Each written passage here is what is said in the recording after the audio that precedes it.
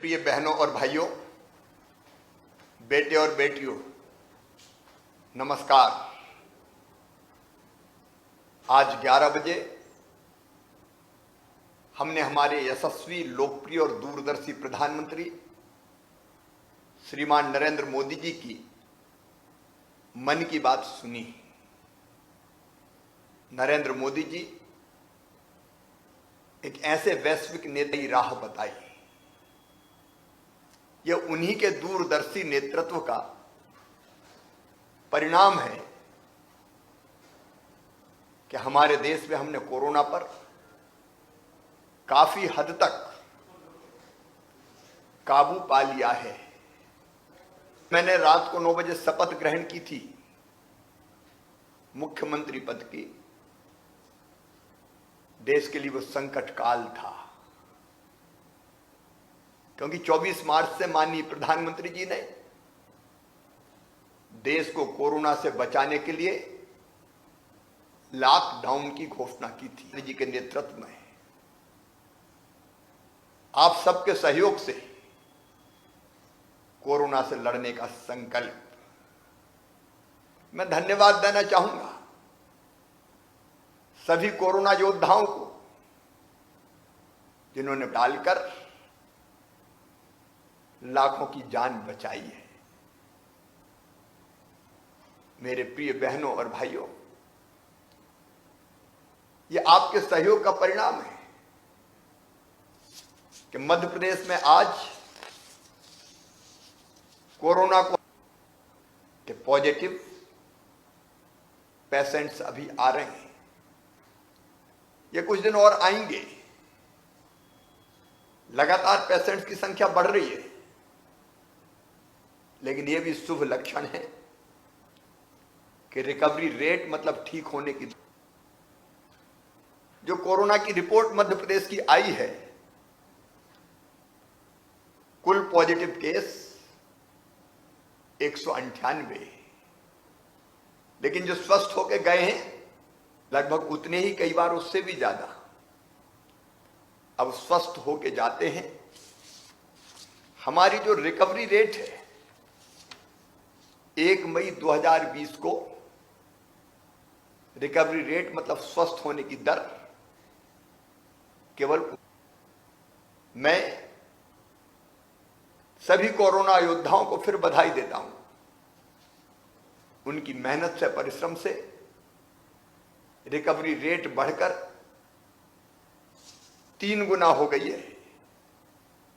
हमने सर्वे, screening, sample testing सब ऐसी की है कि जिसके सुपरिणाम अब धीरे धीरे आ रहे हैं। टेस्टिंग की क्षमता जो केवल 60 थी जब मैं मुख्यमंत्री बना, 100 गुना बढ़कर 6000 हो गई है। इस बीच हमने एक और काम किया है, फीवर क्लिनिक्स खोलने का। तो फीवर क्लिनिक में जाए,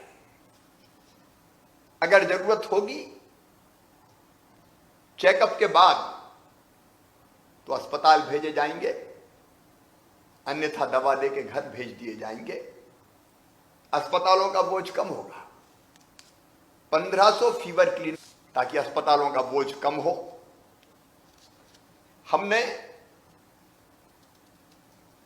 रोग प्रतिरोधक क्षमता बढ़ाने के लिए प्राणायाम, इससे भी रोग को नियंत्रित करने के लगातार उपाय किए जा रहे हैं। मेरे बहनों और भाइयों, कोरोना का संकट हमारी अर्थव्यवस्था को चौपट सा कर गया। हमारे कई प्रवासी मजदूर बंद हो जाने के कारण उनको अपने घरों की तरफ लौटना पड़ा।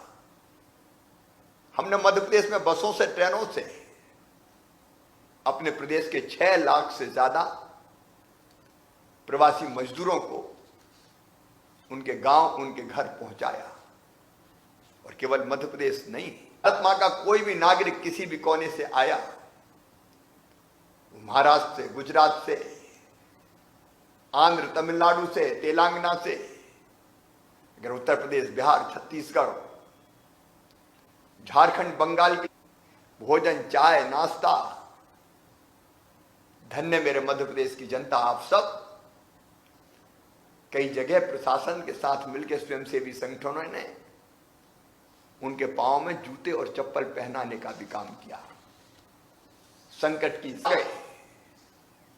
रोजगार कहां प्राप्त करें, हमने श्रम सिद्धि योजना प्रारंभ की और मुझे बताते हुए खुशी है कि श्रम सिद्धि योजना के अंतर्गत लगभग 5,40,000 नए जॉब कार्ड बने हैं। मनरेगा योजना के अंतर्गत काम कर रहे हैं, उनको रोजगार प्राप्त हो रहा है। हमने एक अभियान और प्रारंभ किया है, वो अभियान है स्किल मैपिंग का अभियान। दूर है, उनको काम आता है, हम उनकी सूची बना रहे हैं, मैपिंग कर रहे हैं, पोर्टल बना रहे हैं। एक तरफ ये कुशल मजदूर और दूसरी तरफ मजदूरों की आवश्यकता है। जिनको आवश्यकता है वो कल कारखाने, अधोसंरचना का काम करने वाले अपनी आवश्यकता इस पोर्टल पर दर्ज कराएंगे और जिनको काम चाहिए उनकी सूची होगी। तो जिनको काम चाहिए और जो काम देने वाले, रोजगार देने वाले, उनके बीच सेतु बन जाएगा ये पोर्टल, रोजगार सेतु। मेरे प्रिय मजदूर बहनों और भाई, हमारी भरपूर कोशिश रहेगी कि हम आपको रोजगार उपलब्ध कराएं। मेरे प्रवासी मजदूर भाइयों और बहनों, हम एक फैसला और कर रहे हैं कि अब कोई मजदूर अगर बाहर के प्रदेश में काम करने जाएगा तो ये जरूरी होगा कि वो कलेक्टर के पास एक व्यवस्था हम बना रहे हैं, वहां रजिस्ट्रेशन करवा कर जाए, ताकि हमें पता रहे कि हमारे प्रदेश का कौन मजदूर भाई और बहन कहां है, ताकि हम उनका ध्यान रख सकें। हम प्रवासी मजदूर कमीशन भी बनाने जा रहे हैं दीर्घकालीन समाधान के लिए। हर एक ये चाहता है कि उसके प्रदेश में, गांव के आसपास ही अगर उसे काम मिल जाए तो क्यों बाहर जाना पड़े। एक नया प्रयास हम प्रारंभ करेंगे। माननीय प्रधानमंत्री जी ने इसके लिए कुटीर उद्योग, ग्रामोद्योग, लघु उद्योगों का जाल बिछे और वहां मेरे मजदूर भाइयों और बहनों को काम मिल जाए। इस अभियान पर भी हम लगेंगे। मेरे बहनों और भाइयों, संकट की इस घड़ी में महिला स्व सहायता समूहों ने कमाल का काम किया है। मास्क बनाने के काम में लगी है मेरी बहनें, और ये काम लंबे समय तक चलेगा। उनके बनाए हुए मास्क प्रदेश की सरकार खरीद लेती है, उनको रोजगार मिलता है, लोगों को मास्क मिलते हैं। हमने फैसला किया कि हम स्कूल की जो यूनिफॉर्म इस साल बनने वाली है वो अपनी बहनों से ही बनवाएंगे, महिला से जाएगी। हम पोषण आहार जो आंगनवाड़ियों में देते हैं वो भी इन्हीं सेल्फ हेल्प ग्रुप से बनवाएंगे। लगभग 1400 करोड़ रुपए का काम मिलेगा और मेरी बहनों की आमदनी निश्चित तौर पर बढ़ेगी। मेरी बहनों, सेल्फ हेल्प ग्रुप का बैंक लिंकेज, कम ब्याज लगे इसके लिए योजना, वो मैं जल्दी लाने वाला हूं। लेकिन लॉकडाउन के कारण मेरे वो व्यवसायी भाई और बहन, छोटे व्यवसायी, गुमटी में, हाट ठेले में, फुटपाथ पर रखकर सामान बेचने वाले, इनके काम धंधे कई दिनों से ठप पड़े। अब हम माननीय प्रधानमंत्री जी के आशीर्वाद से एक अभियान प्रारंभ करने वाले हैं। जल्दी हम रजिस्ट्रेशन, नाई भाई, दर्जी भाई, छोटे छोटे व्यवसाय में लगे लोग जिनका काम धंधा चौपट हो गया है, उनको 10,000 रुपए तक की राशि बैंकों से दिलवाएंगे और उसकी गारंटी हम लेंगे लोन चुकाने की। और प्रधानमंत्री जी के आशीर्वाद से 7% ब्याज भी हम भरेंगे। उनको सब्सिडी की योजना भी बना रहे हैं। चिंता मत करना, भरपूर कोशिश करूंगा कि आपके काम धंधे फिर से खड़े हो जाएं और आपकी जिंदगी को फिर रफ्तार मिले। हमने संकट की इस घड़ी में अपने किसानों को सहयोग देने में कोई कसर नहीं रखी है। मेरे अन्नदाता बहनों और भाइयों, बाकी उद्योग ठप हो गए, लेकिन मैं आपको बधाई देता हूं, अन्न के उत्पादन के सारे रिकॉर्ड आपकी मेहनत ने तोड़ दिए। गेहूं का बंपर उत्पादन, मैं जब मुख्यमंत्री बना, गेहूं खरीदी की पिछली सरकार ने कोई व्यवस्था नहीं की थी। आनन फानन में व्यवस्थाएं खड़ी की गई। अंदाज हमारा था पिछले साल लगभग 60 लाख मीट्रिक टन गेहूं खरीदा गया है। इस साल 100 लाख मीट्रिक टन गेहूं खरीदा जाएगा। 100 लाख मीट्रिक टन के बारदानी, व्यवस्थाएं, भंडारण। लेकिन अन्नदाताओं, कमाल कर दिया आपने तो। अब तक 1,22,00,000 मीट्रिक टन से ज्यादा गेहूं खरीदा जा चुका है। चारों तरफ गेहूं गेहूं, रखने का स्थान नहीं है। लेकिन वो चिंता ना करें, जिन जिलों में खरीदी देर से शुरू हुई और पूरी नहीं हो पाई, उनकी तिथि जिलों की आवश्यकता के हिसाब से हम बढ़ा देंगे। अगर किसी जिले में कोई केंद्र खरीदी में कोई किसान शेष होगा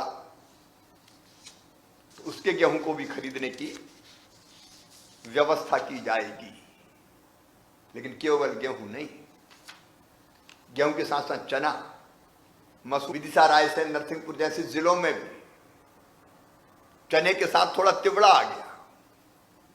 अब तिवड़ा केसरी दाल कहलाता है।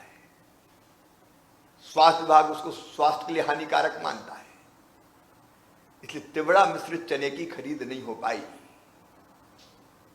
लेकिन मैं प्रधानमंत्री जी को धन्यवाद देना चाहता हूं।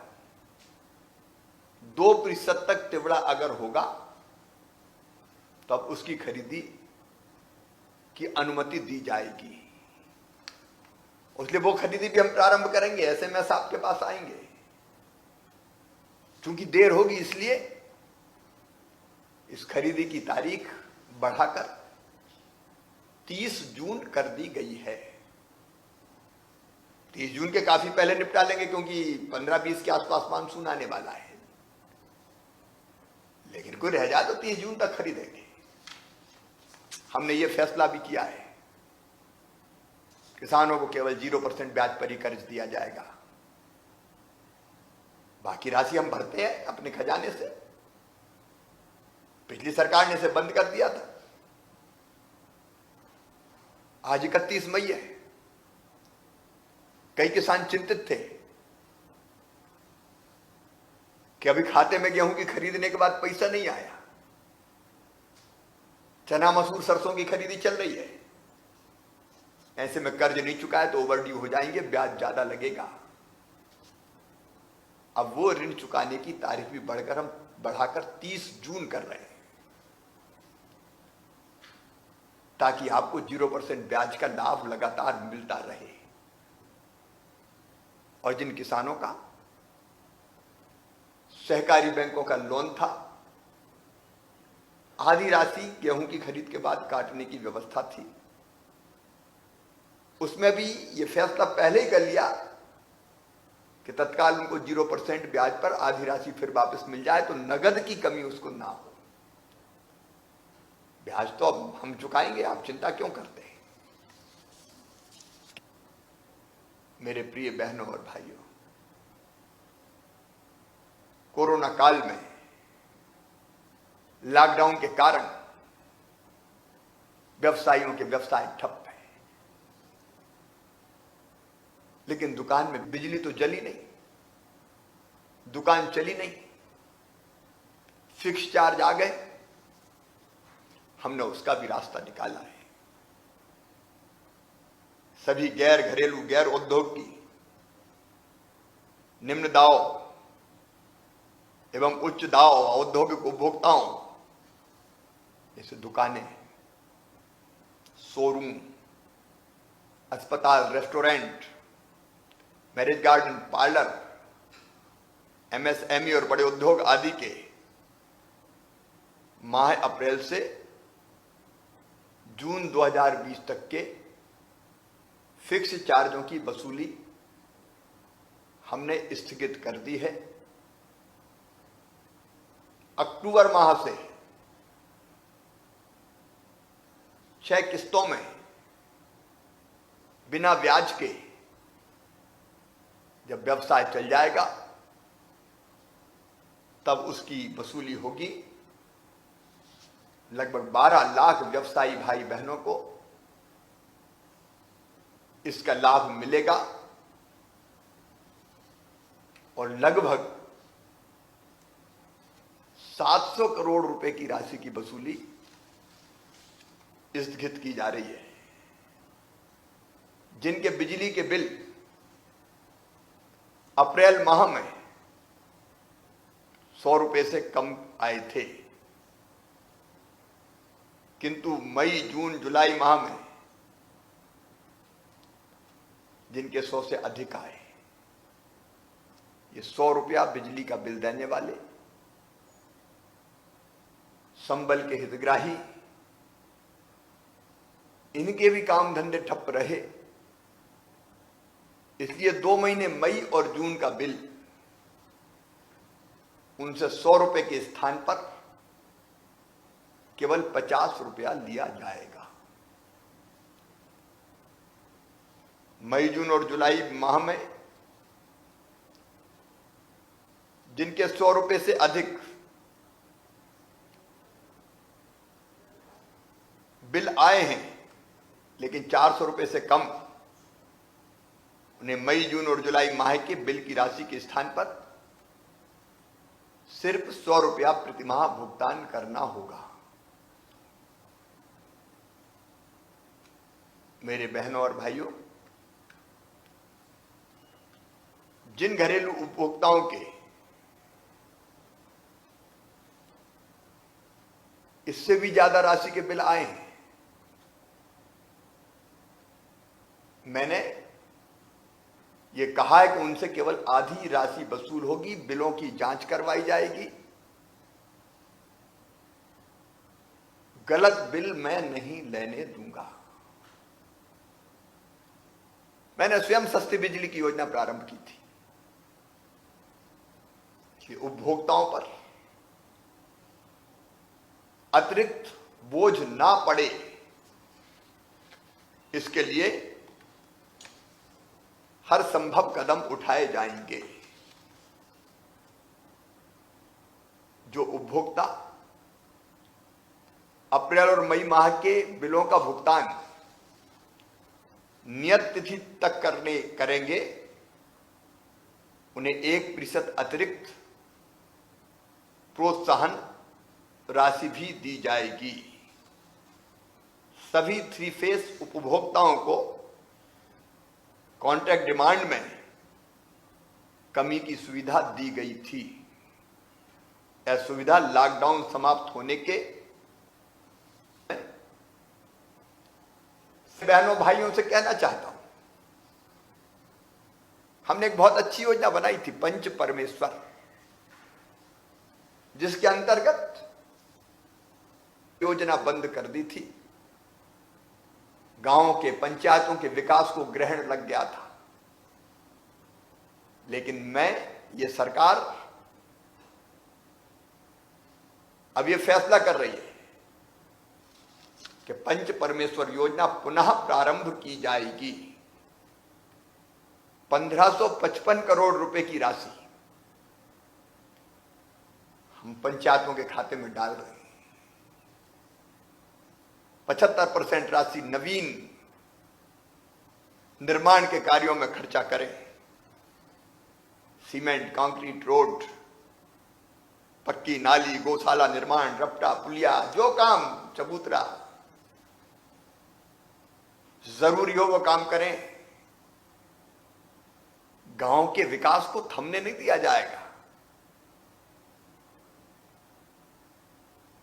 इसमें से संधारण से लेके जो अनेकों महत्वपूर्ण काम है पीने के पानी के, वो भी होंगे। 7.5% संधारण के कार्यों में और 7.5% कार्यालयीन व्यय के लिए रहेगी। लेकिन केवल पंचायत नहीं,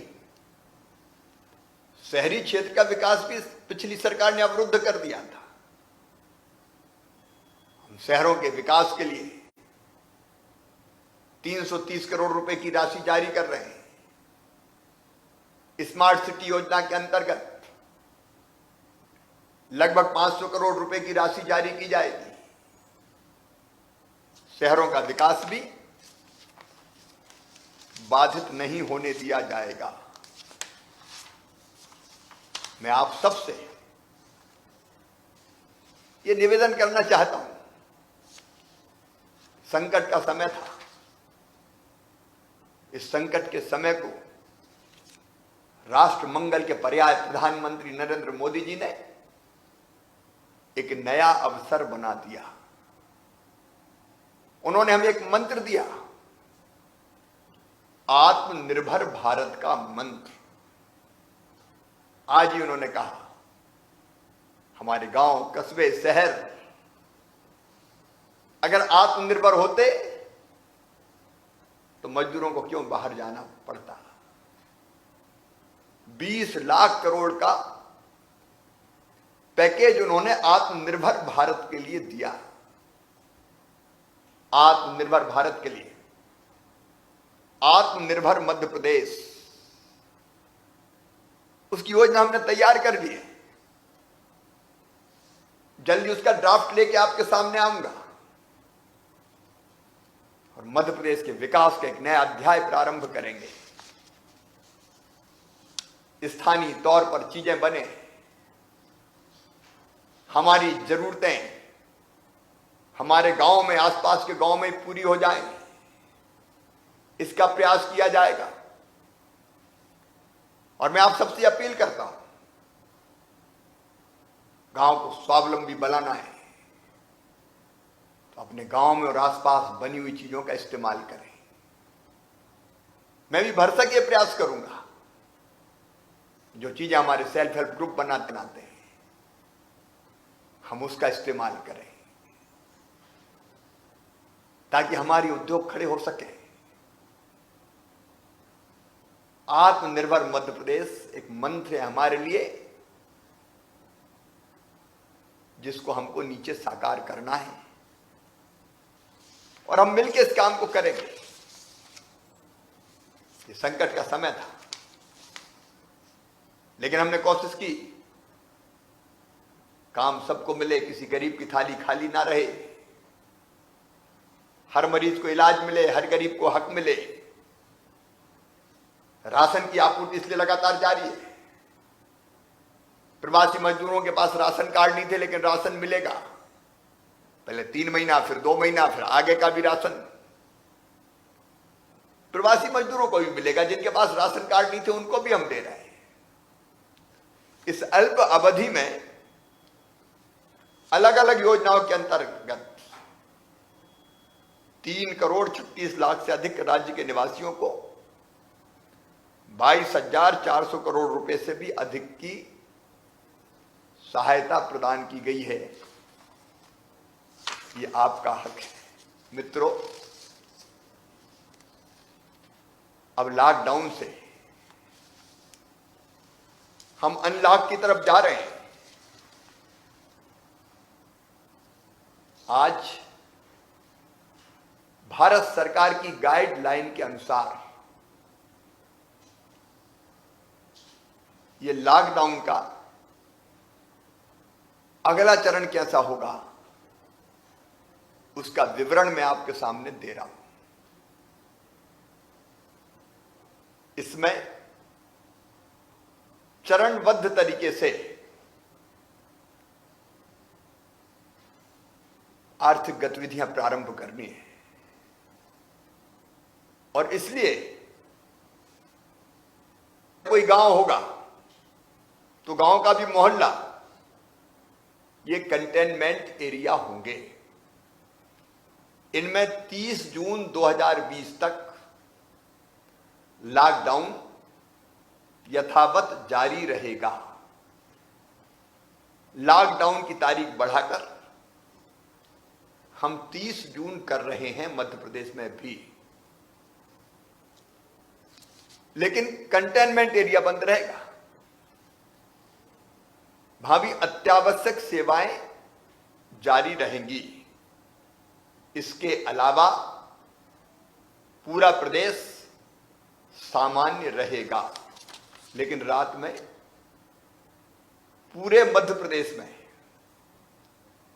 रात 9 बजे से सुबह 5 बजे के बीच लोगों का आवागमन पूरी तरह से प्रतिबंधित रहेगा। कंटेनमेंट क्षेत्र के बाहर दिनांक 8 जून 2020 से निम्नलिखित गतिविधियों को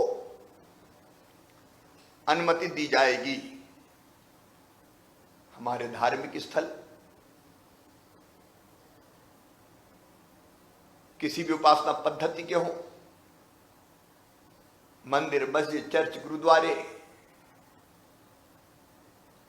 अलग अलग उपासना स्थल, पूजा स्थल खोले जाएंगे। होटल, रेस्टोरेंट, अन्य आतिथ्य सेवाएं ये भी प्रारंभ कर दी जाएंगी। शॉपिंग मॉल्स भी, सभी संस्थाएं, चाहे वो स्कूल हो, कॉलेज हो, प्रशिक्षण कोचिंग संस्थान आदि को खोलने का निर्णय सभी लोगों से, स्कूल कॉलेज में पालक भी सम्मिलित रहेंगे। उनसे परामर्श के बाद जुलाई माह में इनको खोलने का फैसला किया जाएगा। जून में पूरी तरह से बंद रहेंगे, जुलाई में परिस्थिति का विचार करके फैसला लेंगे। लेकिन 12वीं की परीक्षाओं के लिए विद्यालय खोले जाएंगे। इस दौरान सभी क्षेत्रों में कुछ गतिविधियां पूरी तरह से बंद रहेगी। इनको प्रारंभ करने की तिथि के बारे में निर्णय बाद में किया जाएगा। सिनेमा हॉल, व्यायामशाला, स्विमिंग पूल, मनोरंजन पार्क, थिएटर, बार, ऑडिटोरियम, सभा कक्ष, मैरिज गार्डन इत्यादि सभी सामाजिक, राजनीतिक, खेल, मनोरंजन, शैक्षणिक, सांस्कृतिक, धार्मिक आयोजन, आने जाने वालों के लिए जो वाहन से आते जाते हैं, अब किसी तरह के पास की आवश्यकता नहीं होगी। बिना पास के वो आ जा सकेंगे। हम पास चेकिंग की व्यवस्था कल से पूरी तरह से समाप्त कर रहे हैं। पूरे प्रदेश में अंतर्राज्यीय बसें एक राज्य से दूसरे राज्य में जाने वाली, उनका संचालन 7 जून तक बंद रहेगा। 7 जून को इस पर निर्णय लिया जाएगा। पूरे प्रदेश में फैक्ट्री के संचालन में और निर्माण कार्य में लगे मजदूरों के परिवहन हेतु बसें संचालित करने की अनुमति होगी। राज्य के अंदर सार्वजनिक परिवहन की बसें केवल इंदौर, उज्जैन और भोपाल को छोड़कर अन्य सभी संभागों में 50% क्षमता के साथ संचालित की जा सकेंगी। इंदौर, उज्जैन, नीमच और बुरहानपुर के नगरीय क्षेत्रों के बाजारों की 1/4 दुकानें बारी बारी से खुलेंगी। देवास, खंडवा नगर निगम तथा धार एवं नीमच नगर पालिका क्षेत्र की आधी दुकानें बारी बारी से खुलेंगी। स्टैंड एलोन दुकानें व मोहल्लों की दुकानें इस प्रतिबंध से मुक्त रहेंगी। लेकिन जावद जैसा शहर जहां अभी बीच में पॉजिटिव प्रकरण ज्यादा आए, उसको हमने पूरी तरह से बंद किया है।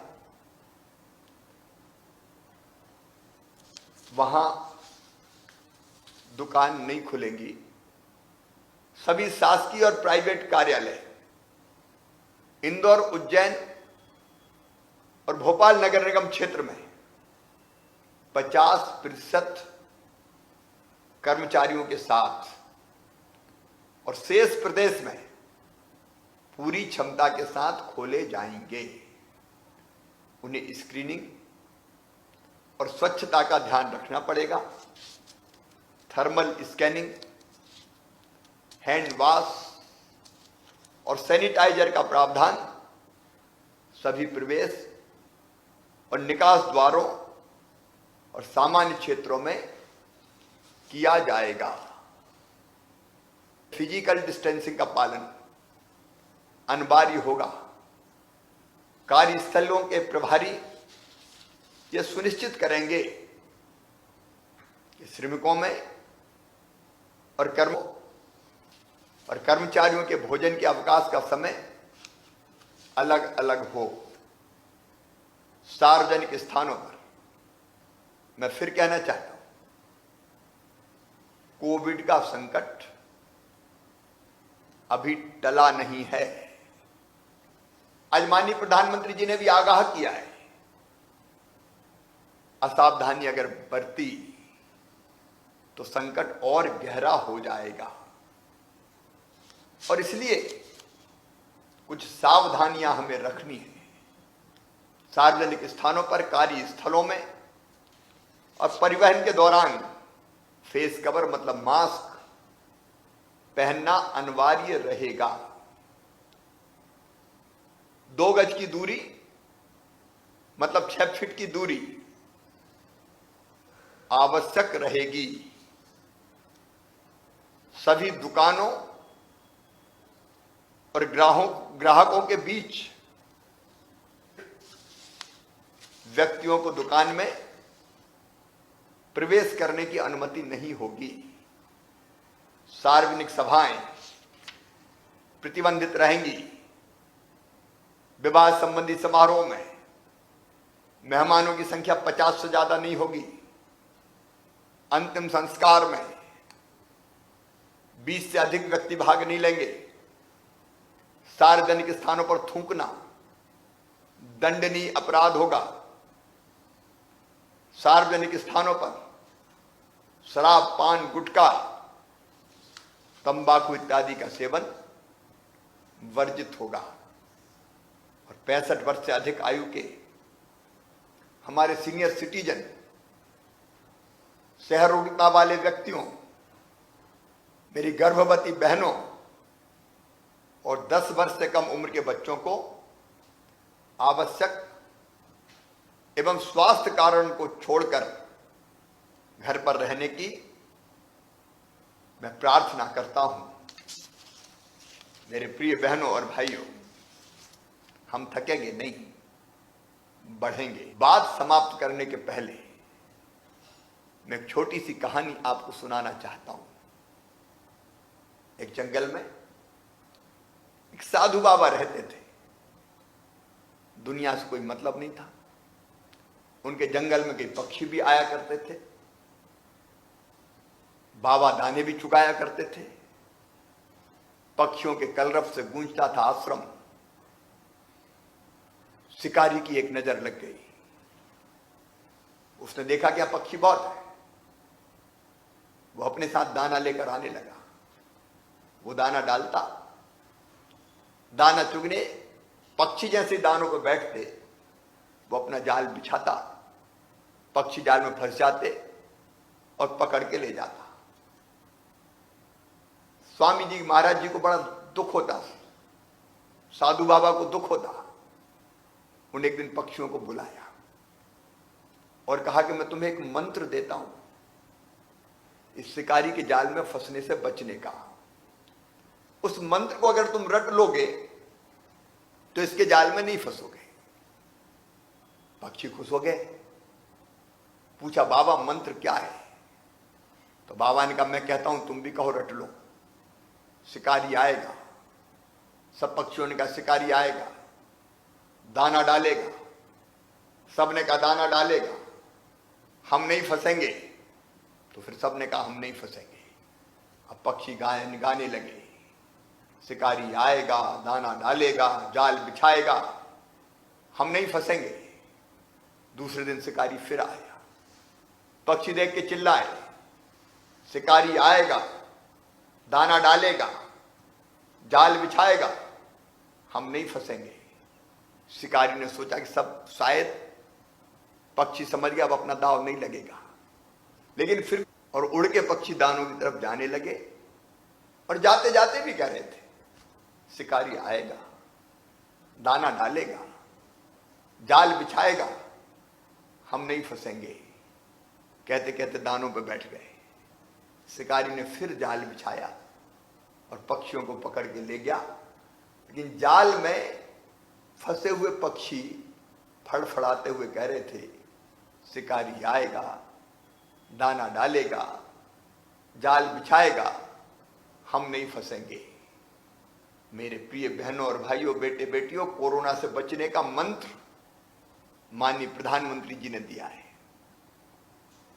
फिजिकल डिस्टेंसिंग, 2 गज की दूरी, 6 फीट की दूरी, मास्क लगाना, हाथ साफ करते रहना बार बार साबुन से, सार्वजनिक स्थानों पर नहीं थूकना, यह मंत्र है। अगर इसका पालन कर लिया तो कोरोना हमें पराजित नहीं कर सकता। अब ये मंत्र तो आपको पता है। मास्क लगाएंगे, हाथ बार बार धोएंगे, 6 फीट की दूरी रखेंगे, सार्वजनिक जगह नहीं थूकेंगे। लेकिन अनलॉक की स्थिति है अब, और भीड़ में आप निकल पड़े, एक दूसरे के पास खड़े हो गए, मास्क नहीं लगा तो किसी ने खांसा, किसी ने छींका, तो आप मानो कि शिकारी कोरोना बचने का एक ही मंत्र, हम इन चीजों का पालन करें तो हम कोरोना को पराजित करके इसको समाप्त कर देंगे। और केवल कहते ही रहे कि फेस कवर लगाएंगे, मास्क लगाएंगे, लगाया नहीं तो ये शिकारी फिर अपने जाल में फांस लेगा, फिर अस्पताल जाना पड़ेगा, और समय पर नहीं पहुंचे तो फिर ये जिंदगी के लिए भी खतरनाक होगा। मारना है कोरोना को, और इस मंत्र को साकार करना है। अपने शहर में, अपने गांव में, अपने बाजारों में, ये जवाबदारी आपकी है। हम और आप साथ मिलकर लड़ेंगे, उसको पूरी तरह से समाप्त करके ही दम लेंगे। बहुत बहुत धन्यवाद।